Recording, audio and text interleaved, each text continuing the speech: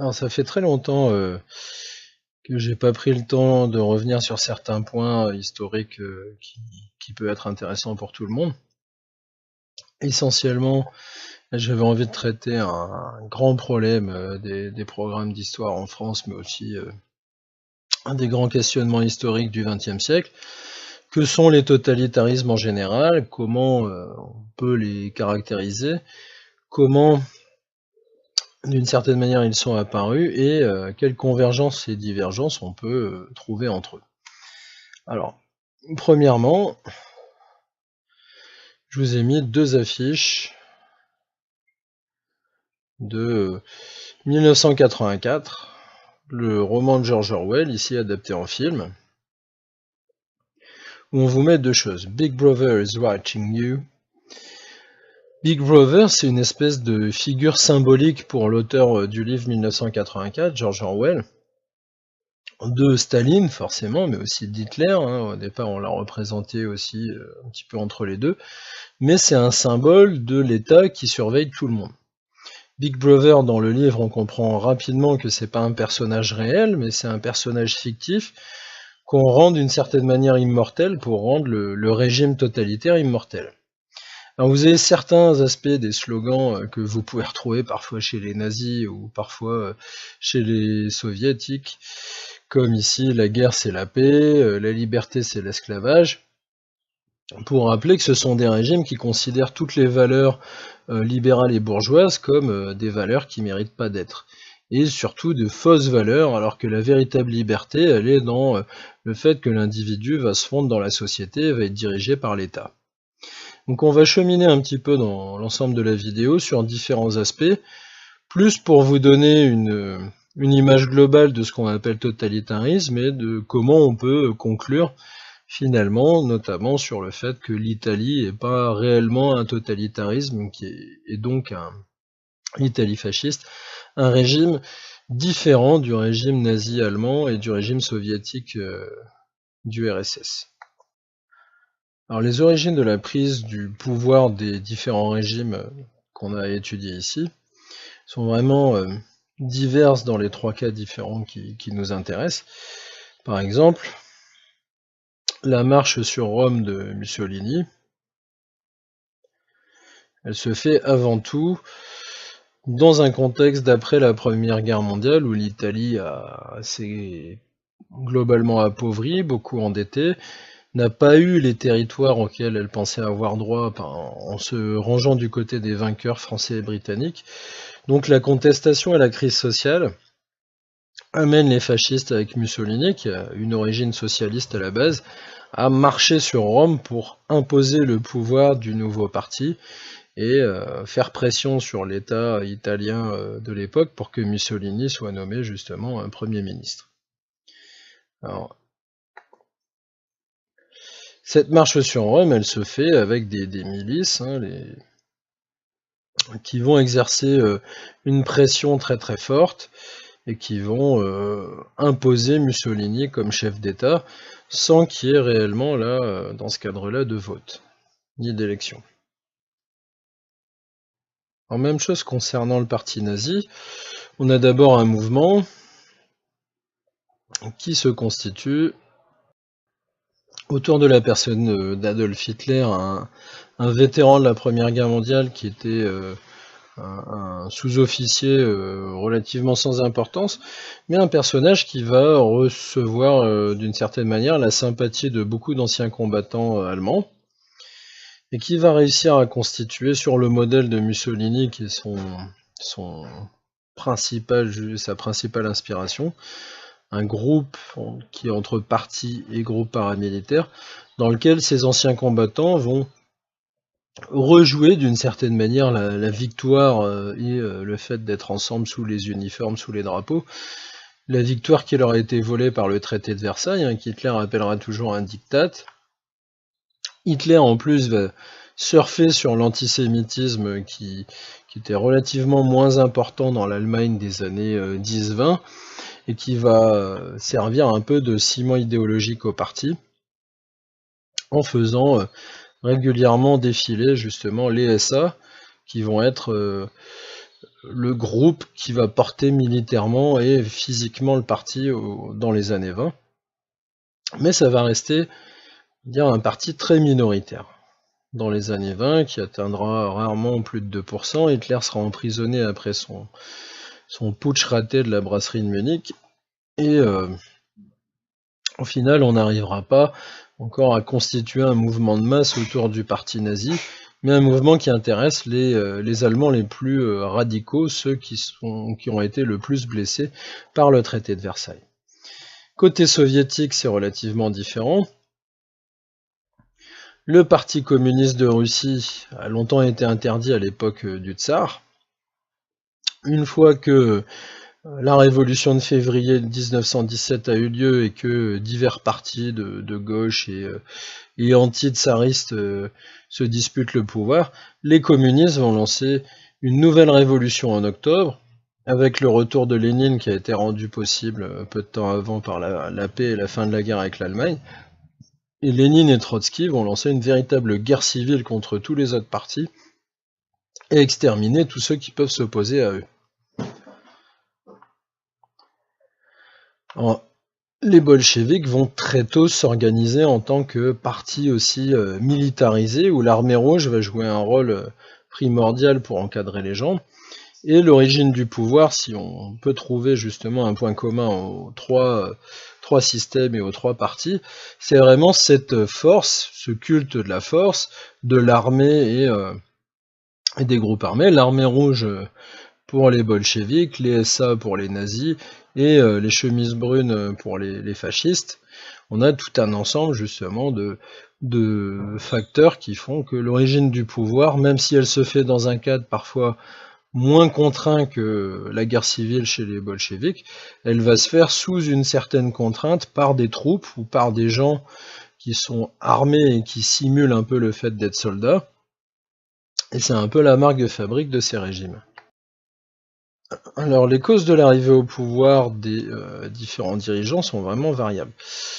Mussolini parvient à atteindre le pouvoir face à la grande faiblesse quand même du nouveau régime politique en Italie, la fin historique on va dire de la monarchie savoyarde italienne, et le fait que la société italienne est profondément marquée par la pauvreté et un retour de l'immigration vers les États-Unis, même si ça va être de plus en plus bloqué par des lois migratoires, mais aussi vers l'Argentine, vers le Brésil.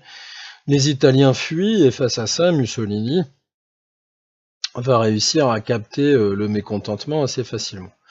En Allemagne, pour aller vite, une bonne partie de la cause de l'arrivée au pouvoir des nazis est liée à l'hyperinflation. On a une première crise d'hyperinflation en 1923, là ici je vous mets une petite animation qui montre que les prix étaient multipliés par 100, parfois en un mois, et donc la situation économique des années 20 est désastreuse en Allemagne. Elle va se rétablir temporairement, puis on va avoir l'impression que les choses vont mieux sous la République de Weimar dans les années 20. Du côté bolchevique, la prise de pouvoir se fait de manière assez radicale. Le mois d'octobre est marqué par le retour de Lénine à Petrograd, qui deviendra Léningrad. Et la révolution bolchevique amène immanquablement l'armée rouge et les gardes rouges qui constituent la première, on va dire, avancée, les pionniers quasiment de la révolution qui suivent Lénine. Ces anciens militaires, parce qu'il y en a qui suivent Lénine, et ouvriers et paysans qui vont suivre les bolcheviks, veulent une révolution totale, notamment parce qu'on leur promet une réforme agraire, on leur promet des terres. Au final, ils vont être les grands perdants, vu que ces terres vont être remises entre les mains de l'État, et beaucoup de paysans vont se retrouver lésés, beaucoup d'ouvriers aussi, d'une certaine manière. Et c'est la plupart de ces jeunes soldats, ouvriers ou paysans, ont eu réellement à cœur de fonder une nouvelle nation, mais surtout s'opposer à l'ancienne nation tsariste, redonner ses lettres de gloire à la Russie en partie, mais on est également dans une situation où en Russie, les conditions de vie sont toujours très difficiles, et où les bolcheviks, pour certains, apparaissent comme un espoir de modernisation et de transformation du pays assez important. On verra que par certains aspects, c'est aussi ça qui a fait le succès des fascistes et des nazis, cette idée de refonte totale de la société, repartir quasiment à zéro. Alors, il est possible de définir rapidement des traits communs au régime totalitaire, notamment entre l'Allemagne nazie et l'URSS. Dans un cadre allemand comme dans un cadre soviétique, l'enfermement est une des premières pratiques mises en œuvre pour écraser les opposants. Le goulag, comme Dachau ici, pour les camps de concentration nazis, ont une même logique d'enfermement, de mise au travail, de rééducation, avec toute la propagande qu'il y a derrière. Le but, c'est surtout d'écarter les opposants, tous ceux qui s'opposent au nouveau régime, du reste de la population, et de montrer que toute contestation sera punie d'enfermement ou d'exil. Alors les soviétiques bénéficient du territoire russe qui est immense, et le goulag, c'est une espèce de prison, d'une certaine manière, à ciel ouvert. On n'y trouve pas forcément toujours des murs ou des barrières infranchissables, simplement, quand vous êtes dans le grand nord sibérien, il est très difficile de vous échapper, faute d'eau et de nourriture pour survivre, dans des froids glaciaux, ça constitue une barrière en soi. Mais premier élément, donc l'enfermement des opposants et après des catégories qui seront stigmatisées, là, les koulaks chez les soviétiques, les juifs chez les nazis. Le culte de la personnalité ensuite, forcément, entre Staline, là qu'on voit se dirigeant vers l'avenir, embarquant toute l'armée soviétique vers la victoire, ou Adolf Hitler qui pose ici quasiment en chef d'État parfait, représentation de l'ordre et de la rigueur allemande. On a dans les deux cas un culte de la personnalité qui va se mettre en place, où le chef est considéré comme infaillible, quasiment un dieu. Si on lit les poèmes soviétiques publiés dans la Pravda sur Staline, c'est assez édifiant. Staline est plus grand que le ciel, les étoiles, le soleil, et Hitler est encore plus fort que Jésus dans la propagande allemande. Un autre côté, c'est celui de l'embrigadement en général de la population, mais aussi de la jeunesse. Ici, je vous ai mis une photo des jeunesses hitlériennes, les Hitlerjugend. La jeunesse doit être encadrée sur le modèle militaire qui plaît tant à ces régimes. Donc dans la Hitlerjugend, les jeunes hommes sont avant tout formés à se battre, à porter l'uniforme, à marcher au pas et à adorer Hitler bien sûr, mais à manier les armes. Ça doit être de petits soldats. Chez les pionniers soviétiques et les enfants du Komsomol, ces deux organisations qui regroupent des classes d'âge différentes d'enfants, on apprend aux enfants à trahir d'une certaine manière leur famille, c'est-à-dire à faire passer le parti avant tout, à être des délateurs, hein, clairement, dire si tonton ou papa a caché une partie de sa récolte au parti, ou si telle personne a dit du mal de Staline. Tout doit être contrôlé, et les enfants sont le premier jalon d'une société nouvelle sur laquelle on va construire le pouvoir du parti et du chef. Donc là-dessus, on a trois éléments importants de traits communs, qui sont la suppression des libertés et l'enfermement, le culte de la personnalité, et cette insistance sur les jeunesses. Alors on retrouve aussi la balia italienne, avec un embrigadement assez fort des jeunes et des enfants, mais l'entreprise, d'une certaine manière, a été beaucoup moins extrême qu'en Allemagne ou en Union soviétique. Alors, on peut trouver énormément d'éléments de divergence entre régime nazi et soviétique, voire italien. Les principaux sont d'ordre idéologique. Alors vous me direz, l'idéologie fasciste et nazie trouve énormément de points communs, même si dans le fascisme italien, le racisme est loin d'être au cœur de l'idéologie. Là, ce qui importe le plus, par exemple, entre soviétiques et nazis, c'est à la fois l'internationalisme des soviétiques, hein, le fait que les soviétiques veuillent répandre leur mode de société sur l'ensemble du monde, en développant les partis communistes partout, mais c'est surtout la collectivisation et l'abolition du capitalisme et de la propriété privée qui sont importantes. Ici, on voit là, des bons paysans et ouvriers applaudir les grands plans de collectivisation, les récoltes qui sont censées être abondantes, et par bien des aspects, la propagande stalinienne va insister sur les réussites de ce que les soviétiques vont entreprendre, alors que en réalité les collectivisations vont occasionner des famines énormes, considérables, notamment en Ukraine, qui feront entre 3 et 4 millions de morts. Et pour Staline, la famine et les collectivisations sera aussi une manière de punir ses ennemis. Donc, communisme entre guillemets et collectivisation face au capitalisme d'État nazi qui est très différent. Ici, la propagande nazie va insister beaucoup sur la Volkswagen, hein, la voiture du peuple, la première, la coccinelle, qui va être une espèce de cadeau offert aux classes moyennes allemandes pour rouler sur les autoroutes que la République de Weimar avait déjà en partie construites. Mais la grande différence, même si les nazis vont garder un contrôle important sur l'économie, c'est que les grands groupes capitalistes comme Krupp, Volkswagen, qui se créent, BASF ou autres, vont garder leur indépendance, pouvoir faire des profits et pour certains beaucoup s'enrichir dans l'entreprise de guerre. Ce qui aboutira d'ailleurs au procès de Nuremberg, à plusieurs procès parallèles d'entrepreneurs et de chefs d'entreprise allemands, comme les patrons de BASF qui seront inculpés pour avoir utilisé de la main-d'œuvre esclave dans les camps de concentration. Donc on a clairement une idéologie qui ne remet pas en question le capitalisme face à une autre qui prétend l'abolir totalement par la collectivisation. Mais dans les deux cas, il y a quand même cette idée d'un État très fort qu'on peut retrouver. Et il est clair que chez les nazis, la détestation du communisme va pousser toujours plus Hitler vers une politique plus conservatrice socialement et économiquement. Parmi les divergences idéologiques, on a forcément aussi le caractère ultranationaliste du nazisme qui veut créer un peuple allemand nouveau, selon l'idéologie nazie, arien, bien que ça n'ait jamais été très clair, cette fixation sur les hommes blonds, grands et forts et athlétiques. Vu le physique d'Hitler, on peut quand même se demander si c'était toujours bien à propos, ou celui de Goebbels. Mais le tout est surtout de liguer l'ensemble de la population allemande contre les juifs. Avec ici une petite animation que je vais vous montrer, où on a l'impression que les juifs pullulent et dominent l'ensemble de la société allemande.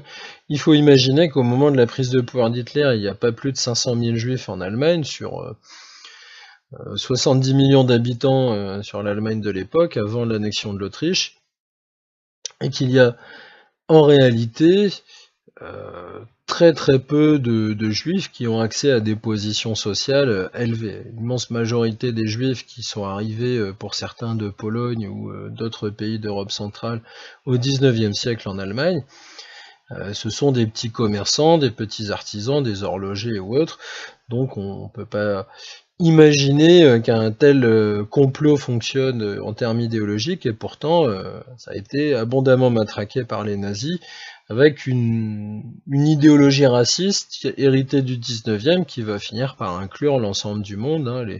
Les jaunes, les civilisations asiatiques sont inférieures, les Africains sont à peine des humains, tous les métis du monde, les latino-américains par exemple, sont également des inférieurs, et élargi très loin, seuls les peuples germaniques sont voués à dominer la Terre, et les Français, les Italiens, les Espagnols sont également inférieurs. Mais ça, Hitler a très peu insisté sur ces positions-là, parce qu'il avait besoin de Franco et de Mussolini comme alliés.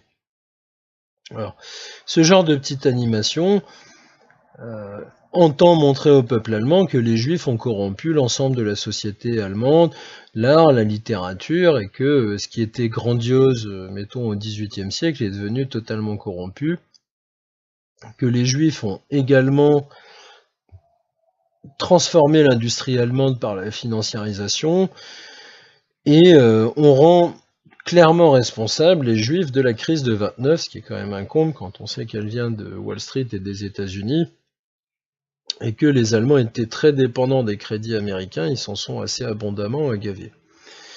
Alors que, d'un autre côté, les Soviétiques, eux, prétendent avoir une idéologie internationaliste, où l'ensemble de l'humanité devrait être rassemblée entre grandes puissances communistes, par des buts communs, par des partis communistes qui écraseraient les classes bourgeoises et autres. Donc l'ensemble de la planète doit être dominé par un même système, mais sans hiérarchie, ni division, ni différence raciale en théorie. C'est une idéologie qui souhaite inclure un maximum de peuples dans le monde. Alors ça paraît très positif comme ça, mais la manière de procéder des soviétiques avec l'ensemble des peuples non russes en Union soviétique sera pas toujours sympathique. Les Tchétchènes déportés en Sibérie comme les Juifs, les Ukrainiens affamés, tous les peuples non russes qui semblent s'opposer plus ou moins aux bolcheviks seront punis durement et on imagine que la propagation des régimes communistes sur ce modèle-là n'est pas quelque chose de si progressiste que ça en réalité.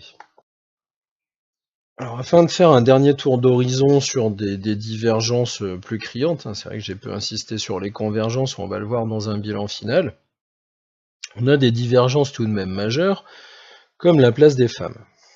La place des femmes en Union soviétique est censée être valorisée.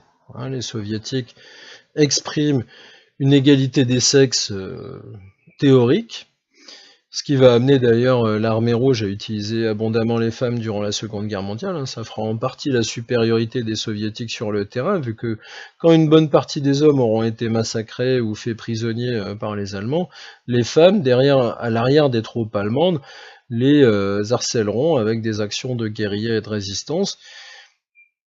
Et elles vont également constituer une main-d'œuvre très importante de l'industrialisation soviétique. Alors elles sont souvent mises en valeur, que ce soit en termes sportifs, comme ici, ou que ce soit en termes de héroïnes du travail, là, celles qui fabriquent des briques, celles qui vont fabriquer des armes, celles qui vont combattre. On est face à une société soviétique qui, en théorie, ne fait pas de distinction de sexe. Bon, après, il y avait très très peu de femmes dans les instances dirigeantes soviétiques, et Staline n'était pas fondamentalement un grand progressiste. Mais c'est l'idéologie de fait des régimes communistes qui veut ça.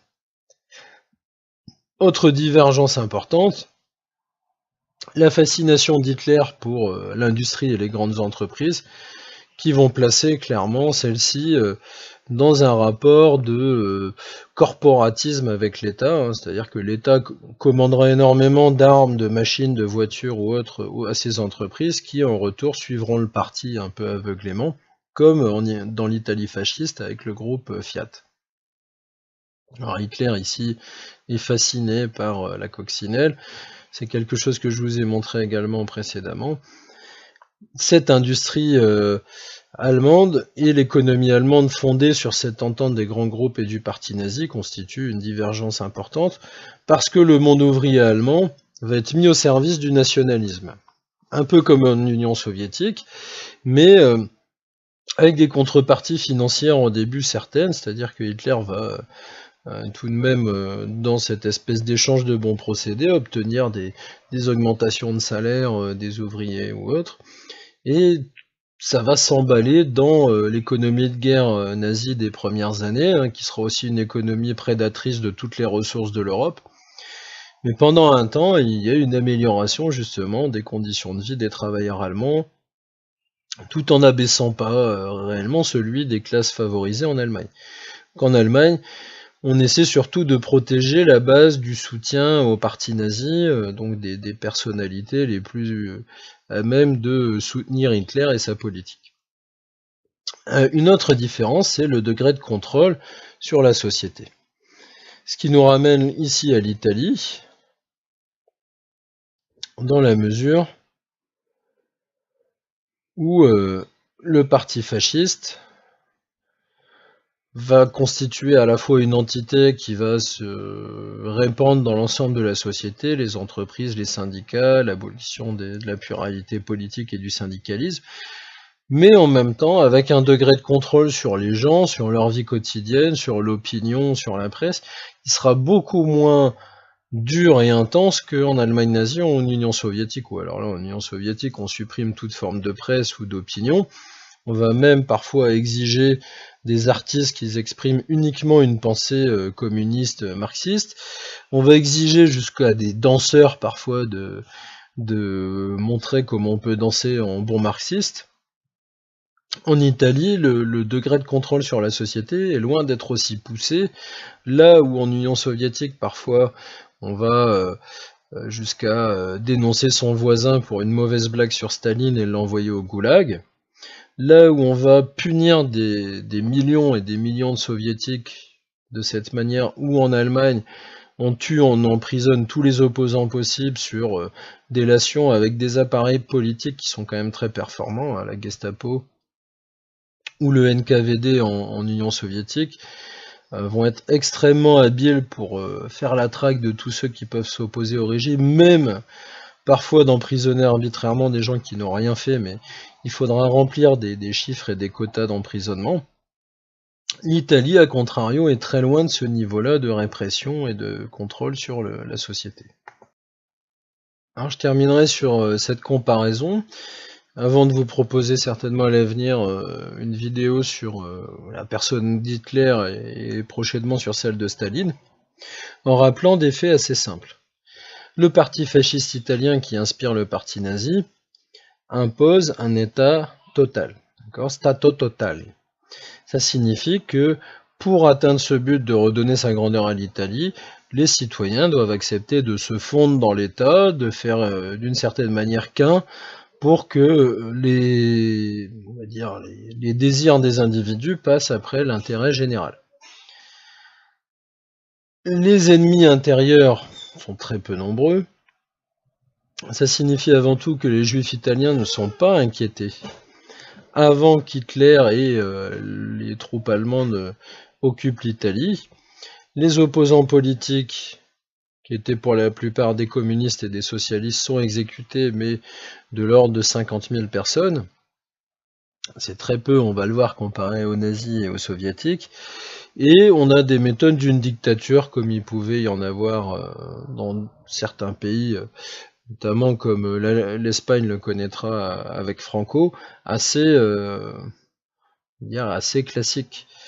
Des travaux forcés, de l'enfermement, on force des personnes, on les emprisonne, on les affame, mais ça se limite à 50 000 victimes, entre guillemets, pour un régime de 23 ans. A contrario, les nazis, pour un régime qui dure une douzaine d'années, prônent une idéologie vraiment raciste très stricte. Les lois de Nuremberg vont imposer que sont considérés comme juifs des gens qui ont un grand-parent juif simplement sur les 4, voire parfois on remontera plus loin. Une idéologie qui racialise les êtres humains et qui transforme les juifs en non-humains, en parasites. Il faut voir la propagande nazie de manière assez explicite. Le juif est ciblé, mais aussi les communistes et les socialistes qui sont des ennemis considérés comme des agents étrangers au service de la Russie et de l'Union soviétique. Les éléments qui ne plaisent pas à Hitler ou au SS par exemple seront également éliminés. La fameuse nuit des longs couteaux où les dirigeants des SA et Ernström sont massacrés par les SS, et on dit parfois que c'est Hitler lui-même qui aurait assassiné Röhm. On a un régime extrêmement brutal où le chef lui-même est capable d'exercer la brutalité et où il n'y a quasiment pas de limite morale ou éthique à cette violence. Les déportations massives, les expériences médicales, tout ça, vous pouvez le trouver assez facilement. Les exécutions massives et les massacres comme la Shoah par balle, les camps d'extermination, mais aussi l'affamement de millions de prisonniers de guerre soviétiques qui mourront dans des conditions atroces. Là, on vous met environ 10 millions de victimes civiles. Bon, il ne faut pas oublier non plus les victimes, les soldats de l'Est, les soldats soviétiques qui ont été affamés, hommes comme femmes, plusieurs millions. Très peu de, peut-être à peine 25 ou 30% de prisonniers soviétiques des nazis survivront à leur captivité. Et on a en dernier l'Union soviétique, où là, c'est le marxisme officiellement qui domine, même si l'Union soviétique est très loin d'appliquer les préceptes de Marx ou d'Engels. La révolution prolétarienne qui doit l'emporter partout dans le monde, et une classe, la classe ouvrière et les paysans pauvres par extension, qui vont se retrouver être les garants de cette révolution.